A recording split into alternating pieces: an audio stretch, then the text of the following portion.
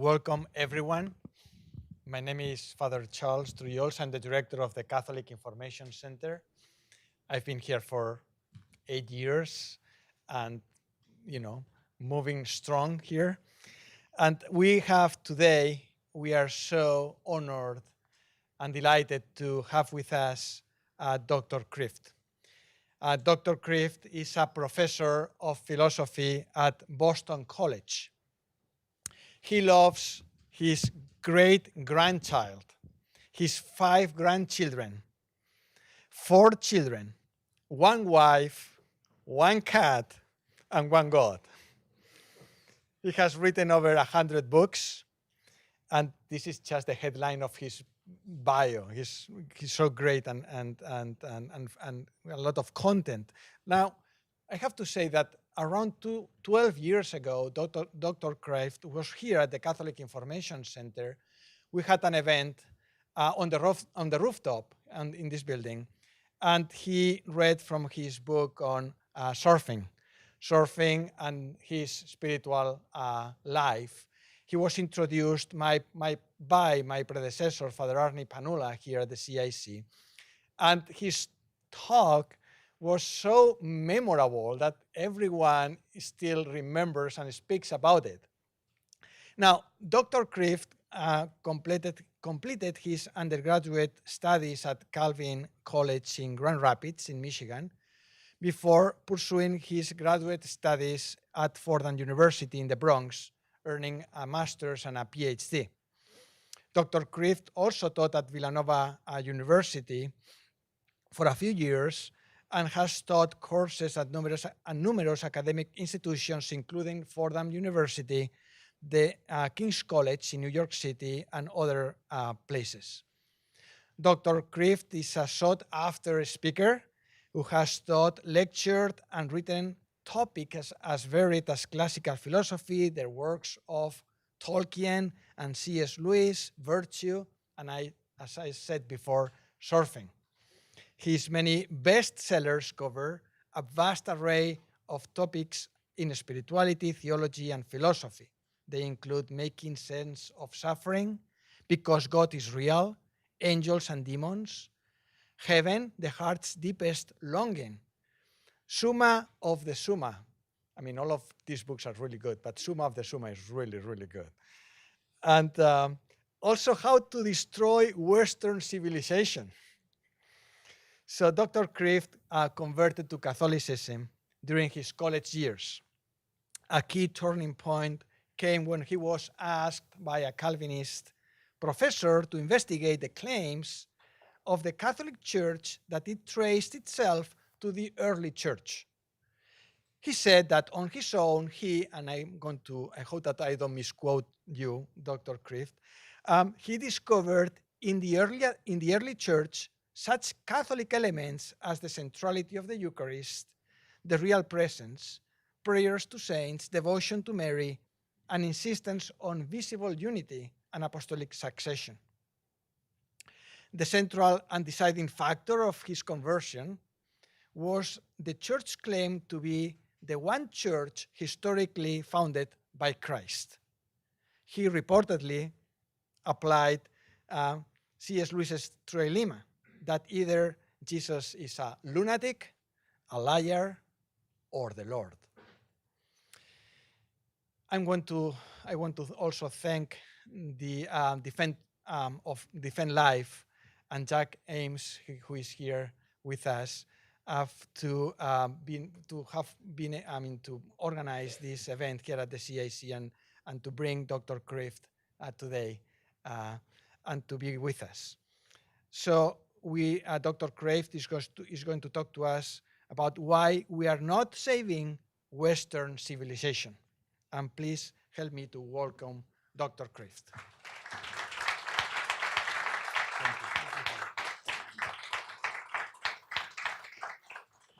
The longer the introduction, the harder it is to live up to, so thank you for that. So, do you want to hear about politics or you want to hear about surfing? You know the origin of the word politics, don't you? It's composed of two parts. The first part comes from Greek, the word poly, which means many, and the second part means blood-sucking little bugs. When I read Paul Kingsnorth's article in First Things last month, I said to myself, now, that is what I should have said in my book, How to Destroy Western Civilization. What I basically said is just keep going on the way you are.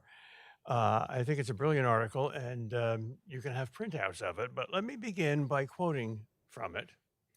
And then let me go into my talk on jihad, the devil, Christianity, and politics. The reason I thought this was such a good article is because in my experience of meeting Catholics of all stripes, religious, philosophical, ideological, political, it seems to me, at least in Boston, and I imagine that this is certainly true in Washington, most of the blood and adrenaline that's supposed to be part of the passion for religion has become part of the passion for politics. That our religion is seen mainly as the only solution to political and cultural problems. And that's a subtle form of idolatry. Little things don't get idolized. Nobody worships paper clips. But very important things get idolized, like human reason, or human culture, or political solutions, or even peace. Jesus said, controversially, that he came to bring peace, not war, and war, not peace. There's two kinds of peace, and they're at war with each other. So wherever you meet Jesus, wherever you go to the heart of Christianity, you find something that turns you on your head, upside down. He doesn't leave you where you are. He comforts the afflicted, and he afflicts the comfortable. And those are the only two possibilities. So when I read this article, I thought, here is an expose of a very common idol on the part of sincere, good Catholic people. We are religious about our politics, and we are political about our religion. One of the best one-liner laughs I get is when I greet people in another city and I say, I am from the People's Republic of Massachusetts. Well, I didn't get a laugh here. Okay, Washington is serious. Let me begin by reading two paragraphs from that article, and you're encouraged to read the whole thing.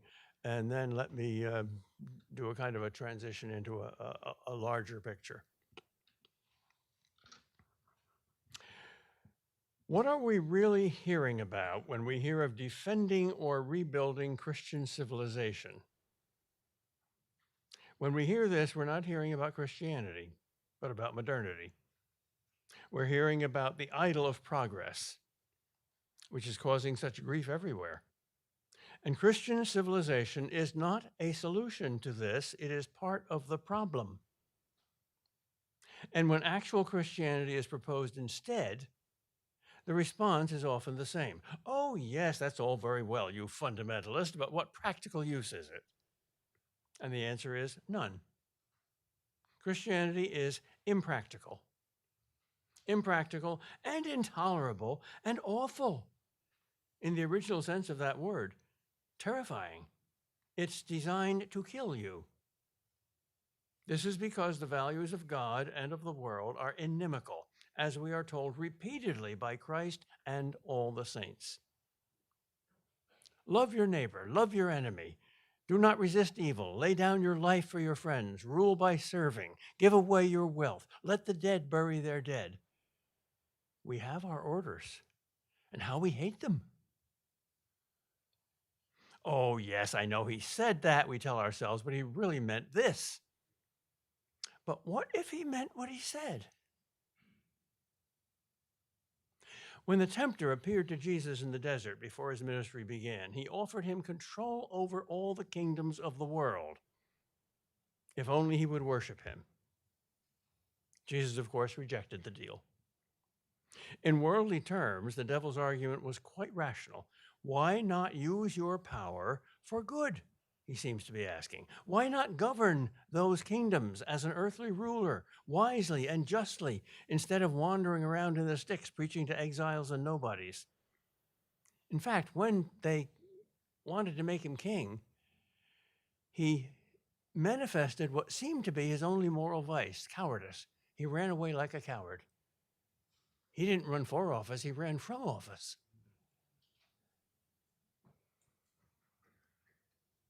Wouldn't you be better off, the devil asked, if you engaged in politics for the greatest good? You could build a Christian civilization.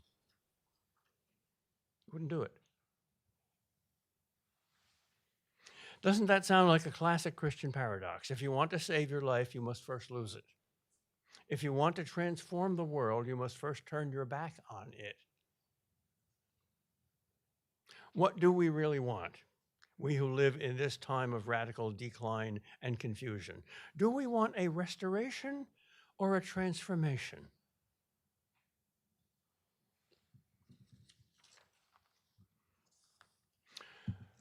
All right, that's a challenging question. Let me try to focus in more on the struggle, the war that we are in. There's 4 levels to that war, I think. The most obvious center of it is the issue of human life. Thus, the pro-life versus the pro-choice is the frontline battle of the war. More generally, it's about traditional values versus modern anti-traditional values, especially the sexual revolution, which has transformed every aspect of human life. And then there's the even broader level of the relationship between Christianity and civilization, or Christianity and culture. But at the deepest level, it's between Christ and Antichrist. But we are certainly at war. It began long ago with a certain incident about a snake and an apple in a garden. And God deliberately refused to put up a sign in the Garden of Eden saying, "No snake in the grass allowed."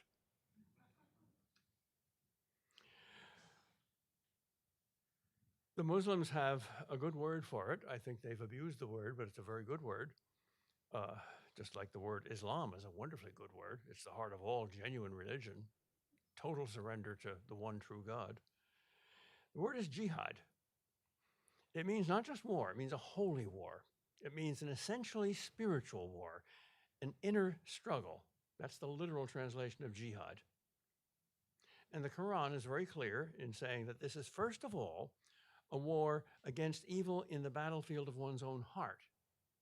And secondly, a just and legitimate and necessary and therefore holy war with physical weapons against the enemies of God. And according to the Quran, both wars must be defensive because, quote, Allah hates the aggressor. So it must be fought to defend the right or the honor of God, or to defend the faith, which for a Muslim, of course, is the Islamic faith. And let's be very honest, Muslims have a very spotty historical record of obedience to their own definition of a just war, which is similar to our Christian definition. But so do we Christians. No people have a monopoly on evil or on good. A society of perfect saints exists only in heaven. Well, Christians and Muslims have some very serious differences about the role of war and battle in religion and the role of the state and the visible social and political order in establishing religion. Sharia law, although not in the Quran, is central to all forms of Islam. There is nothing in the Islamic tradition parallel to Jesus' answer to the political question that was posed to him when they showed him a coin of Caesar's. And he said, "Whose dirty head is on this dirty coin?" And the answer was, "This evil emperor, Caesar. So should we pay taxes to him or not?" And he said, "Give to Caesar what belongs to Caesar and give to God what belongs to God." And that may have sounded like a cop-out, but it was exactly the opposite because they were cheating both. One of the most brilliant Catholic philosophers of the 20th century, Elizabeth Anscombe, in England, had a daughter who was, I believe, 15 years old and who was hauled into court for trespassing on an abortion clinic uh, and publicly praying there. Uh, Things have gotten much worse in England now, by the way, because you can't even think anti abortion thoughts. Someone was arrested recently for doing that. I think it was a priest, and they asked him what he was thinking about. And he said, I'm praying for both the babies and their murderers. So they put him in jail. Anyway, she defended herself, and the judge lectured her, seeing that she was only a 15-year-old girl, and said, you're a Catholic, right? And she said, yes. He said, well, your own authority says, here's what you should do. Give to Caesar what belongs to Caesar, and give to God what belongs to God. And she replied, the bodies of our unborn children do not belong to Caesar. The judge had no answer to that. Nobody had an answer to what Jesus said either, coming up with this argument. Well, I think Christians and Muslims and religious Jews and even good, strong, moral religious agnostics agree with Alexander Solzhenitsyn's most famous and quoted line, namely, the line between good and evil does not run between nations or sovereign states or civilizations or political systems. It runs straight through the middle of every human heart. So my first point is a very simple one. We are not at peace. We are at war, not only physically, but spiritually. And you're probably thinking, well, yes, of course, spiritual warfare. Thank you for reminding me. I think we all agree about that. No, I don't think we do. Because I think if you did, if you knew that you were at war, you would be acting as if we were at war. You wouldn't be fearful about being divisive and so enamored of overcoming all divisions and fostering unity and community above all other things. You would not be so comfortable. The prophet Amos, speaking not for himself but for God, said, woe to those who are at ease in Zion. That's not Amos's opinion, that's God's opinion. Because a prophet is simply a divine mouthpiece. The word prophet means mouth. So a big prophet is a big mouth. It is painfully clear that God is not at ease in our being at ease in Zion. Another prophet warned, woe to those who say peace, peace, when there is no peace. So if the prophets are right, and if Scripture is right, and if the saints are right, and if the church is right, and if Jesus Christ is right, then we fools presently live most of our lives like little children running happily over minefields with butterfly nets, trying to catch live bullets that we mistake for butterflies. So the kindest thing you could do to such children is to shout very loudly to them. So that's what I'm trying to do now. Okay, so we are at war. The two surest ways to lose a war are to greatly overestimate or to greatly underestimate your enemy. In the past, there were some people who greatly overestimated the enemy. Some of them lived in Salem, Massachusetts. Today, there are almost no such people, and most of them are in insane asylums, or ought to be. Today, nearly everyone underestimates our enemy. In fact, most people ignore him altogether, and half of us don't even believe he exists. We think he's a myth. And of course, he loves that. It saves him a lot of effort. Just imagine the military consequences of any major battle in history if one side thinks its enemy is a myth. If the devil is not real, then the Bible lies, because it's the Bible that tells us that, quote, we wrestle not against flesh and blood, but against principalities and powers of wickedness in high places. And if the Bible is wrong about that, then the Bible is not the Word of God, who can neither deceive nor be deceived. And if it is not the Word of God, then it can be wrong about anything else. For instance, that God loves you. How can you prove that? That he saved you by sending his Son into the world to die for you. Nobody expected that or understood it. Or that there is a heaven. If there is no hell, then the only authority we have for believing in heaven as well as hell is wrong, is fallible. Positive ideas like heaven and God's love and salvation and mercy and forgiveness are not logically self-evident. They are astonishing.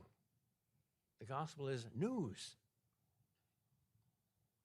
So I quite agree with C.S. Lewis's wonderful common sense when he writes in the Screwtape Letters, my talking about the devil probably has made some of my readers want to say to me, come on now, are you really trying to get us to believe in our old friend the devil at this time of day, horns and hoofs and all? And my reply is, I don't know what the time of day has to do with it, and I'm not particular about the horns and hoofs.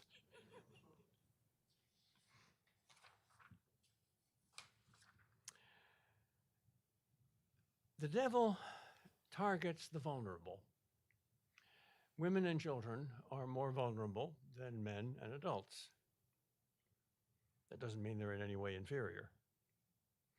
At least 3 times in our history, we know that the devil has massively targeted children for mass slaughter.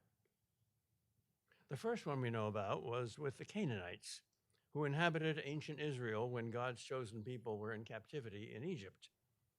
And when the Jews entered Israel, they found that the Canaanites were worshiping a demon god named Moloch, who demanded human sacrifice, especially the sacrifice of newborn children.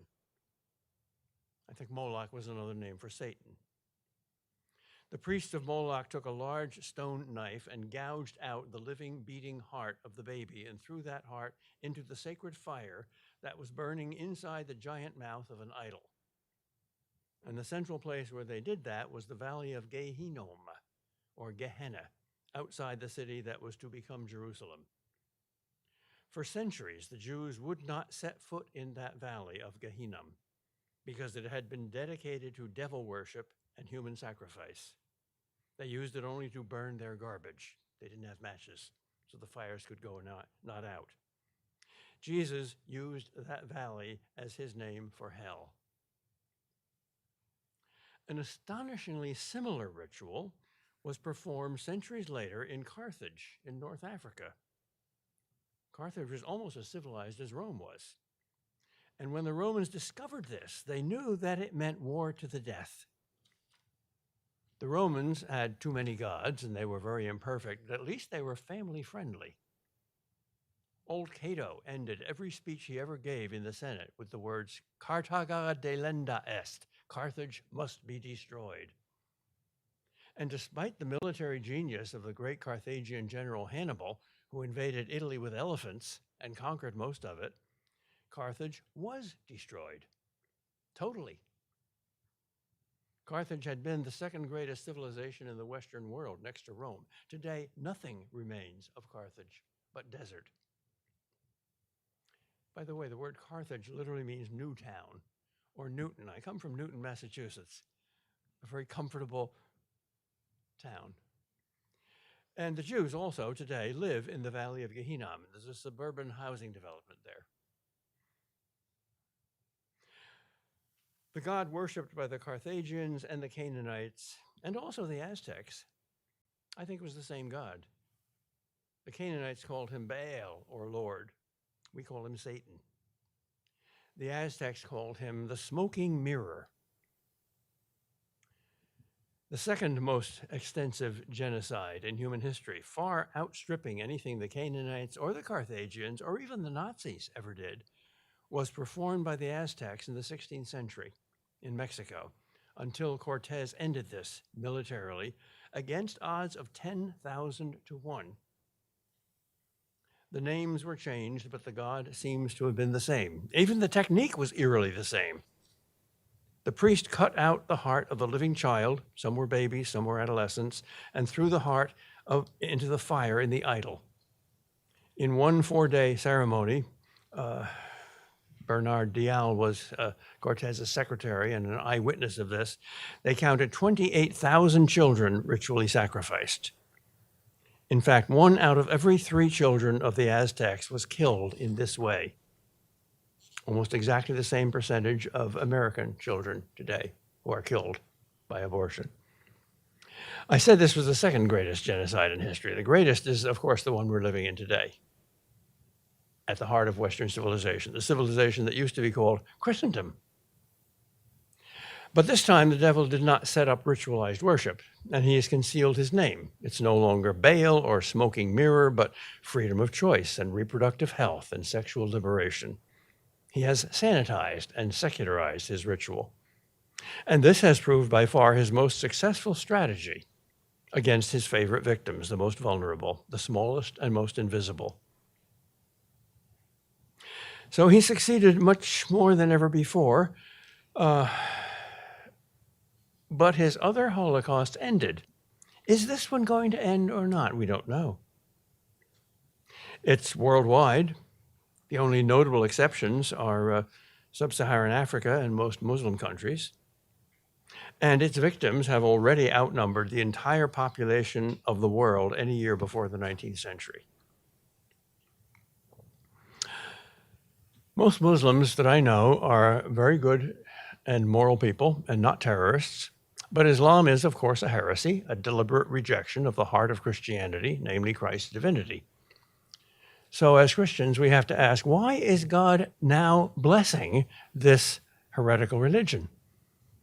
Why is he providentially allowing it to expand much more rapidly than any other religion throughout Western civilization?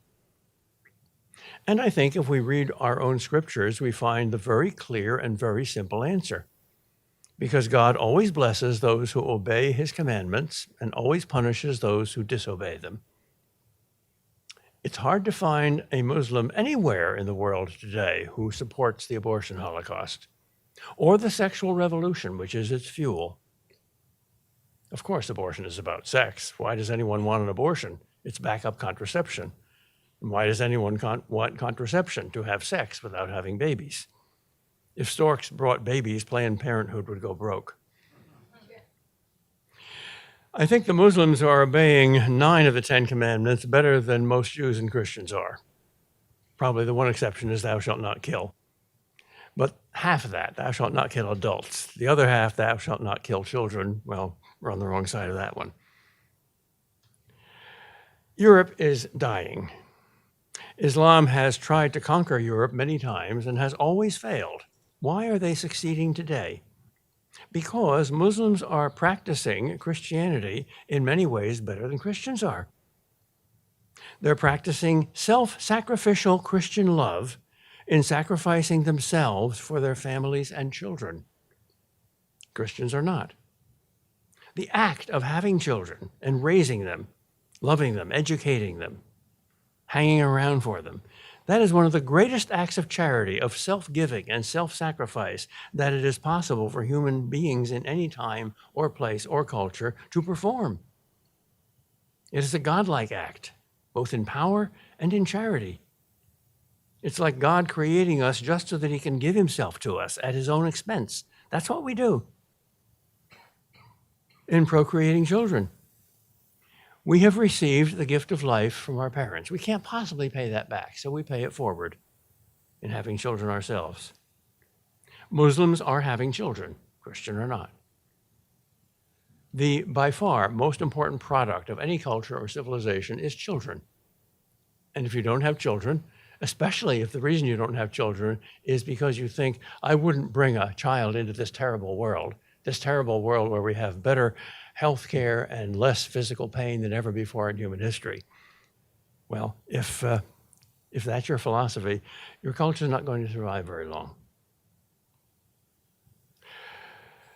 Muslims fail to accept God's greatest gift to mankind, namely his own son, Jesus Christ. But Muslims are accepting God's second greatest gift to mankind, namely mankind, new people, and Christians are not.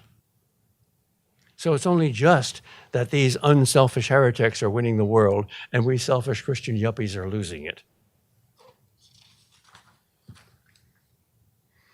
Well, you have to make a choice. God's at war. Are you going to enroll in his army? There's no draft. It's not automatic. You have to freely enlist because we worship God the Father, not the Godfather. The Godfather makes you an offer you can't refuse. God the Father makes you an offer you can refuse.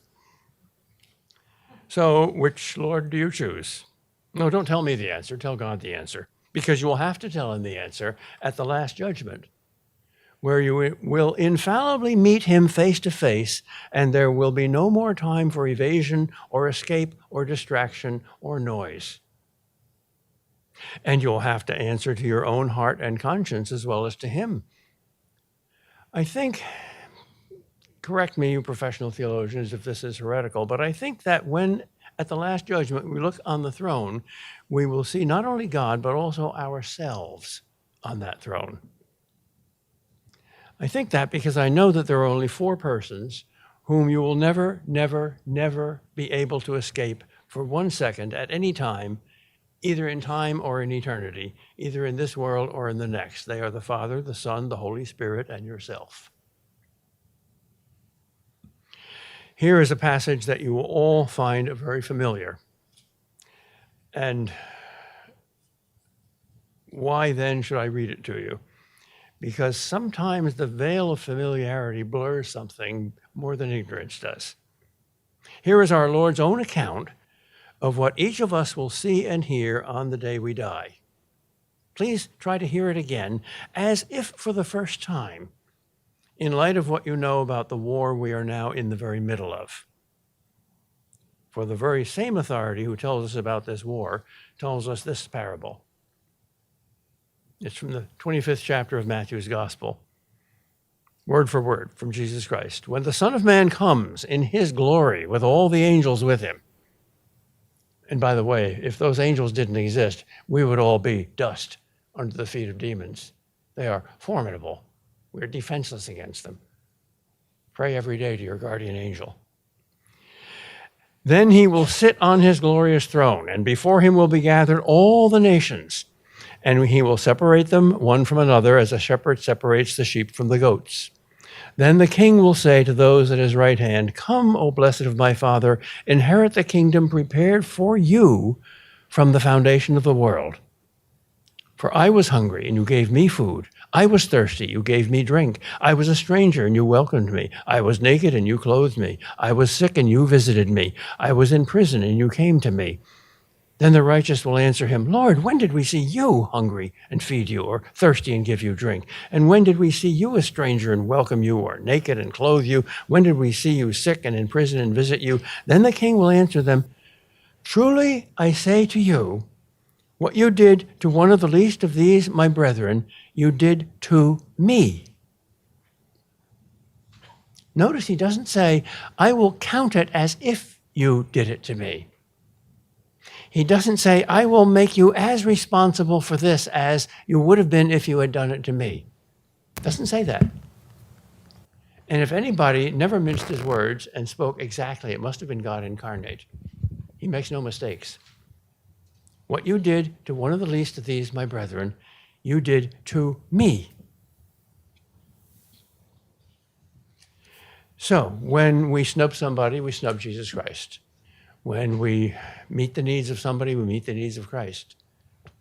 It's no myth, it's no projection, it's no human idea when a saint like Mother Teresa sees Christ himself in the so-called distressing disguise of the poor. So whoever we abort Christ. We are members of his body. That Greek word for members doesn't mean what the word members means in English when we talk about the members of an organization.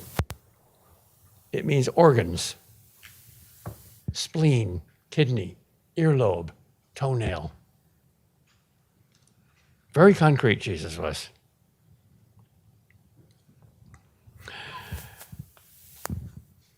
Let me end with a little historical note or a little historical parable. It's about persons versus things. In the 18th century, during Ireland's Great Famine and England's great ignoring that famine, Jonathan Swift wrote a famous satirical essay entitled "A Modest Proposal," in which he proposed to solve 2 aspects of the so-called Irish problem.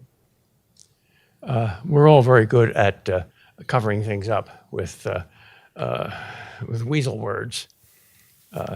You know, the Holocaust was the Jewish problem. His modest proposal was this: the problem is a plethora and a paucity, a plethora of eaters and a paucity of food in Ireland. Too many eaters and not enough food to eat. So the solution would be to extend the term Irish stew to a stew made not just by the Irish, but also of them, or Irish babies instead of Irish lambs. Swift meant it as a satire. But our so-called pro-choice politicians and moralists propose a very similar solution to the problem of unwanted and unborn babies.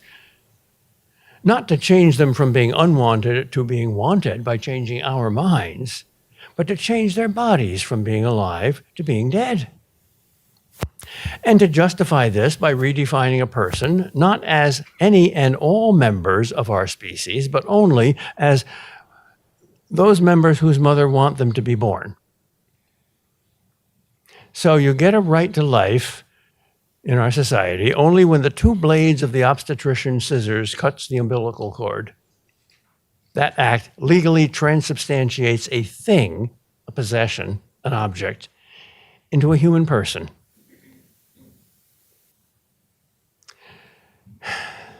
Well, that's idolatry. That's treating it as if it's like the consecration in the Mass, which totally transubstantiates things, bread and wine, into a divine person. But legally, until that moment, the mother can say legally, this is my body.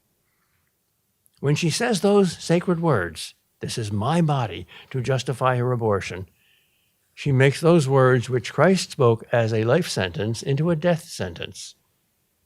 Abortion is the anti-sacrament. And if, as the defenders of transsexuality say, we can transform a man into a woman or a woman into a man by saying so, by feeling so, by wanting so, well, that's playing God. Why not play God everywhere? Why not say reality itself is subjective and humanly constructed, as some philosophers say?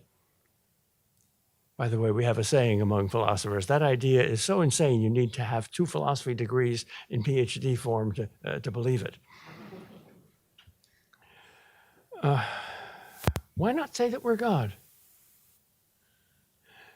Newsflash. The transhumanists in Silicon Valley have made the ultimate supercomputer that can answer every question. And the first question they asked it was, is there a God? And its answer was, well, there is now. I'm glad you didn't laugh happily and uproariously at that. Well, I've just thrown a couple of stones into the pond, trying to make the water a little more stirred up. I hope I've succeeded. If so, you will have some good questions. I'm finished. Your turn.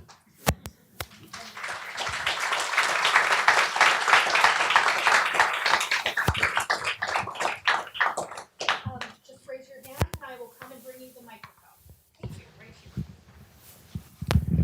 Well, I want to thank you for your excellent talk. And as you said, you're from the People's Republic of Massachusetts. So I say, welcome, comrade. I'm from the People's Republic of Maryland. Yes. But sort of my question is, and I think it gets to sort of the article you were responding to, is when you talked about the Aztecs, I was also thinking back to, I know his work is still is debated, but he is now a servant of God. But Bartholomew de las Casas, who condemned the treatment of all the peoples of the Americas by the Spaniards, and he does name Cortez when he condemns them. Yeah. So what would you sort of say in response to that, and how, what is sort of the right way? Because, I mean, there's no denying what the Aztecs did was horrible. There's no point of that. But I just am curious because it is something that needs to be, I think, should be at least addressed. Thank you very much. Read Warren Carroll's little book, Our Lady of Guadalupe and the Conquest of Darkness.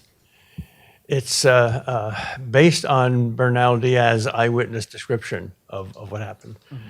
Cortez was, like Columbus, was a pious Catholic, and he was also rather cruel and greedy.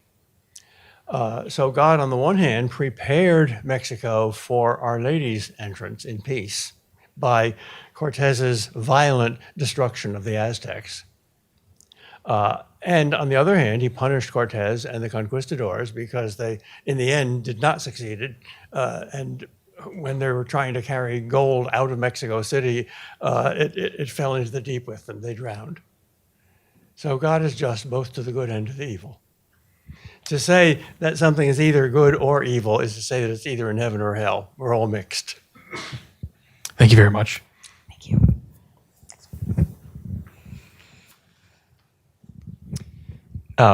Excellent talk. Thanks so much. You brought up paradox, and you brought up paradox probably as a teaching strategy. And you described free will without saying free will. You described Islam without saying submission. So I'm a Protestant, became a Catholic. I'm married, I have 8 children. So I'm not challenging you, but describe for us how we should approach paradox, because it seems that you're describing our paradox is that we have to submit, so submission as Christians, as Catholics. But at the same time, he loved us so much, he gave us free will. And Muslims don't believe in free will, yet there's free will. That is not true. Okay. Even Hindus, most of them, believe in free will, even though they believe also in karma. The chain of destiny or karma is forged by acts of free will. Now, the difference between Hinduism and Islam is that Hinduism doesn't know, in most of its forms, a personal God as the origin of moral law and of love and mercy. Islam does. They emphasize God's justice more than God's mercy, but the compassion and mercy of Allah is mentioned 17 times for every time that God's vengeance and justice is mentioned in the Quran. So in theory, it's the same God, because the Muslims learned about him from the same sources we did, the Jews. So I'm not talking now about the track record. That's spotty. I'm talking about the origin, the scriptures. And the reason I love paradox is not that I invented as a teaching device. The reason I love paradox is the same reason G.K. Chesterton loves paradox, because we're all living in a paradox and we're upside down. And when he turns us right side up and stands us on our feet with our head in the heavens and our feet on the earth instead of vice versa, we say, oh, what a paradox. I'm trying to unparadoxica. Well, that's not quite correct, because that's one aspect of a paradox, the distinction between appearance and reality. The other aspect of a paradox is the union of two apparent opposites. And that you have throughout the teaching of Jesus. If you want to live, you have to die. If you want to find yourself, you have to give yourself away. If you want to be really free, you have to be God's slave. That's not my idea. That's his idea. Reality is wonderfully paradoxical, which is why G.K. Chesterton is one of the greatest thinkers in the history of the world. He's full of those paradoxes. He clears the cobwebs. Good grief, I was always thinking that, but doesn't everybody say, and isn't it a cliche, isn't it a platitude that, yeah, but it's wrong? Like Socrates, he loved to expose platitudes.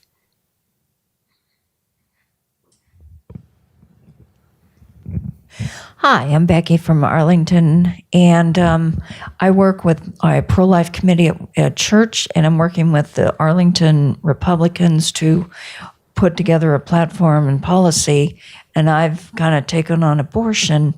And what I'm trying to do is tie it to human trafficking, the transgender, parental rights, and also provide adoption. And I'm wondering, where would I look to get that information, like on sex trafficking and proof that Planned Parenthood is allegedly hiding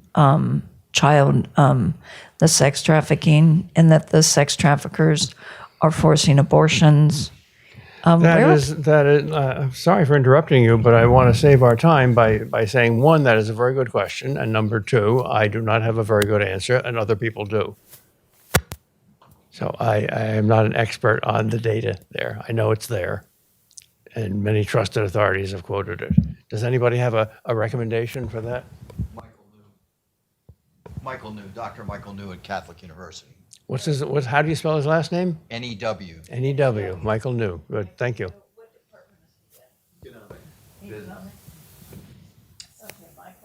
Yep.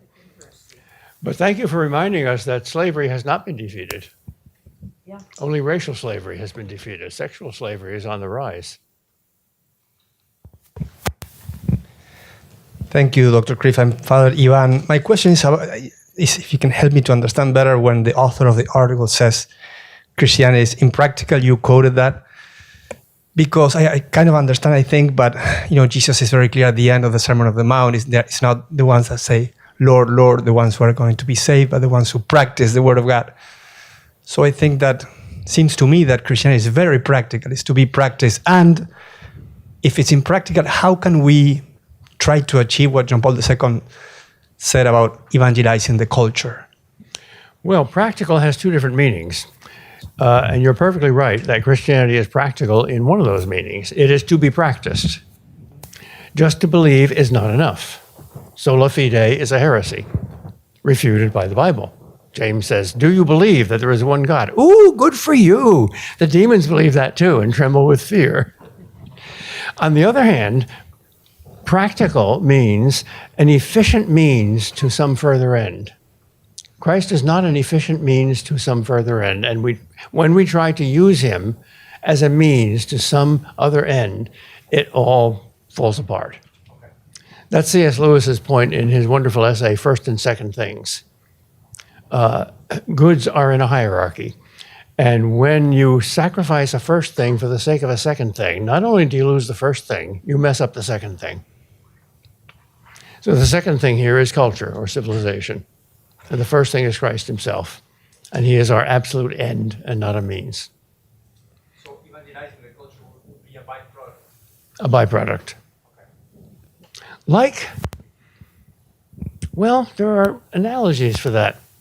If you go out on a dark night and you try to find some barely visible object like the Andromeda Nebula, which is barely visible to the human eye, you probably can't see it until you relax a bit and take your eye off of that and just put it a few inches to the right or the left, and then it'll appear.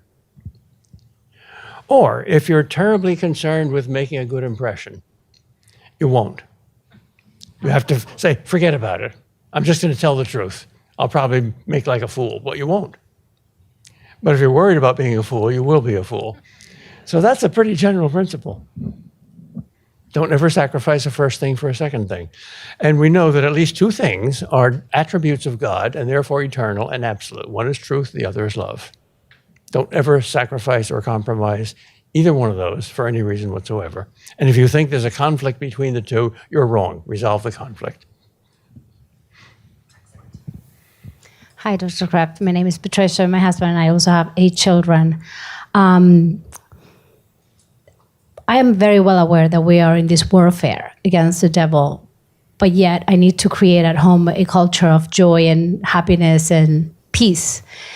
How can we do that? And what is the hope for our civilization against Islamic civilization? Because at the end of the day, we are in another continent, thank God. I'm from Spain, I'm from Europe, and I've known for a long time that Europe is lost, but the United States is not lost.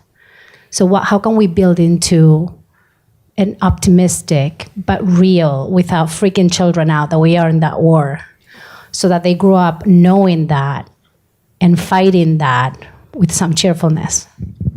The only weapon that will win the war is not military and it's not political. The only weapon that will win the war is saints. If there are more Christian saints than Islamic saints, Christianity will win. If there are more Islamic saints than Christian saints, Islam will win.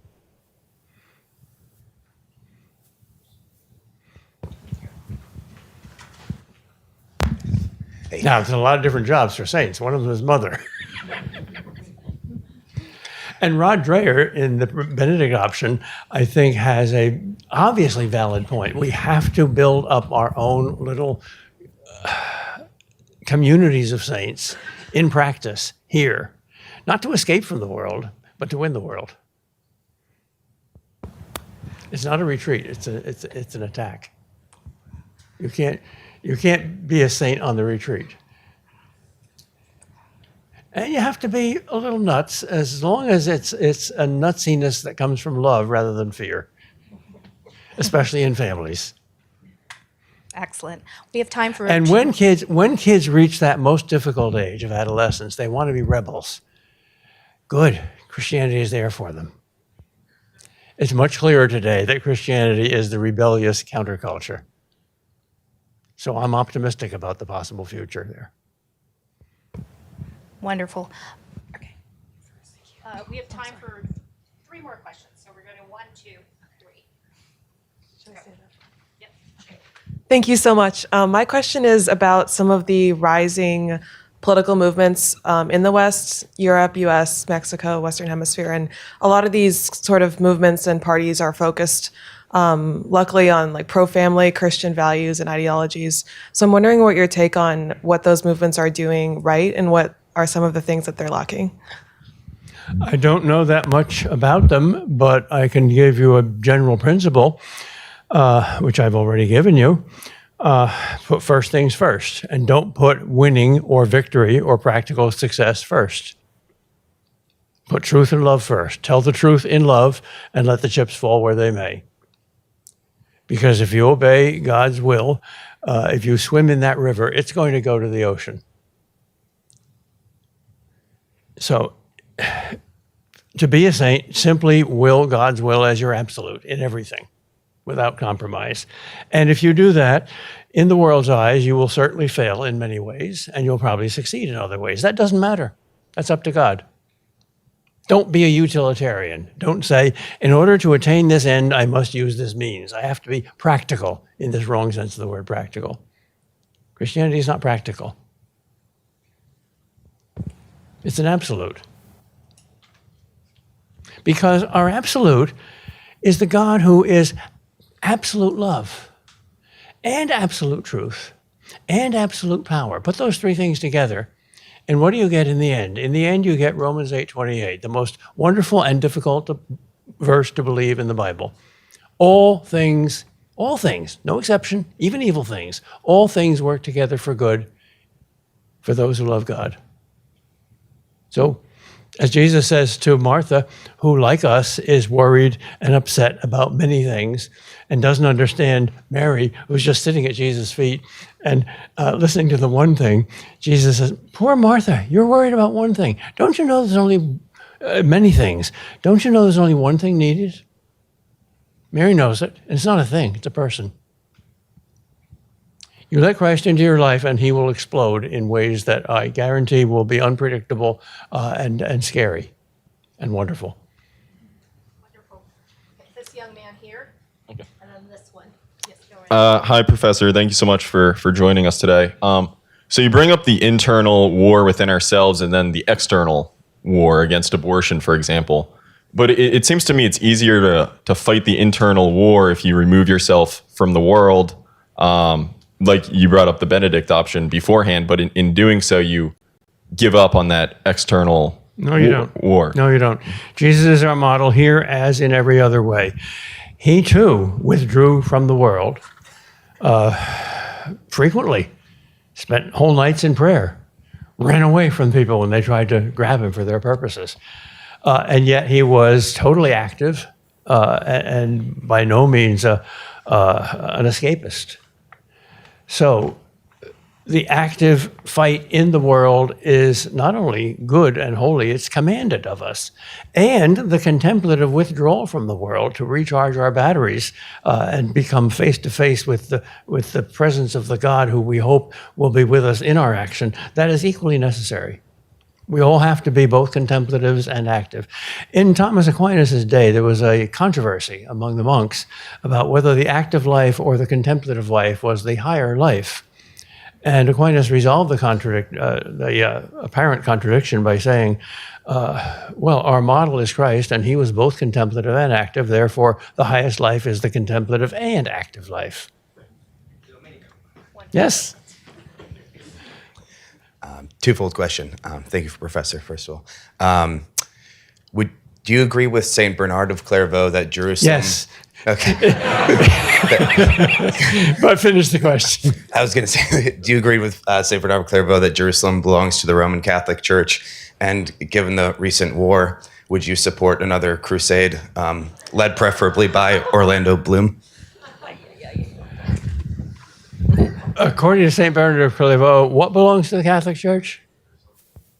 Pardon? Jerusalem. Oh, sorry. Well,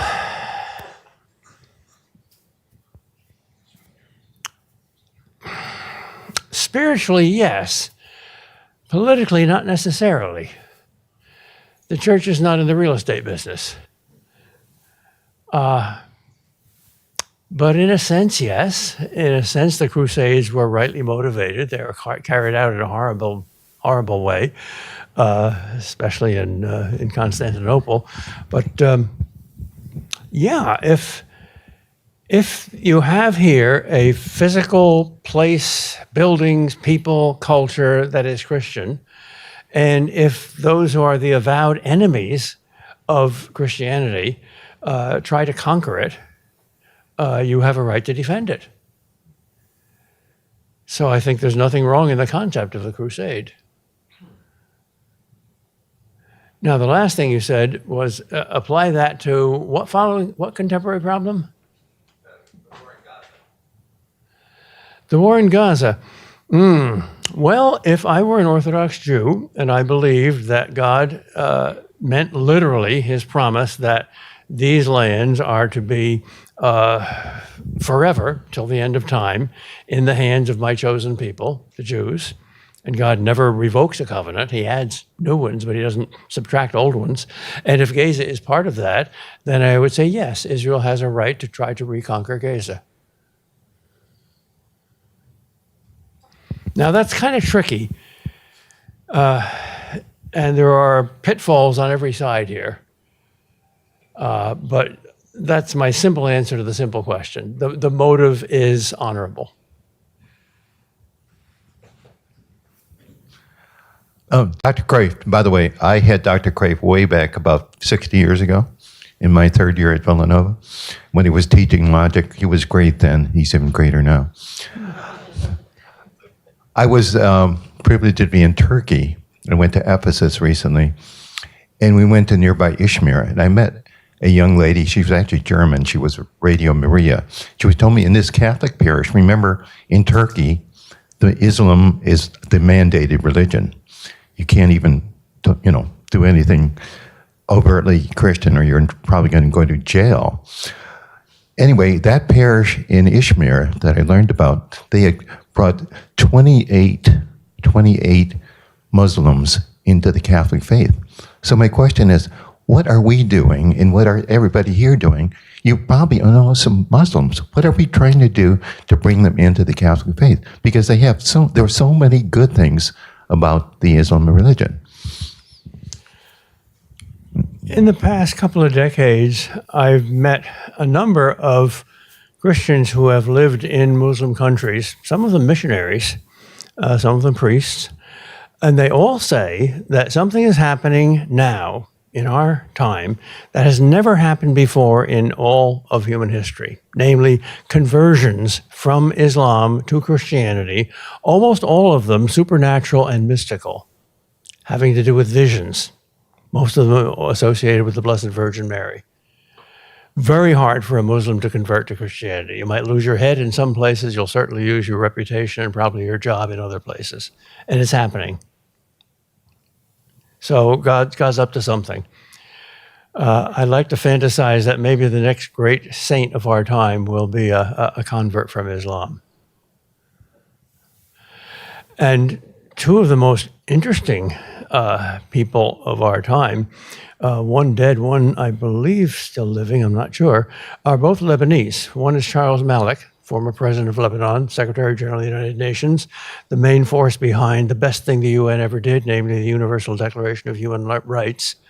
So if you want to read some great stuff, look up Charles Malik. And the other is, who is this? No, he's just been recently canonized, so he must be dead. Who is the Lebanese saint, the guy with the long beard? Yes, Charbel.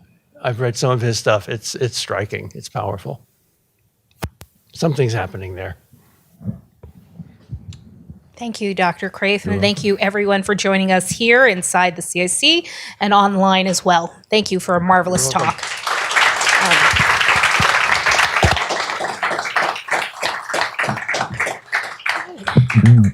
Okay.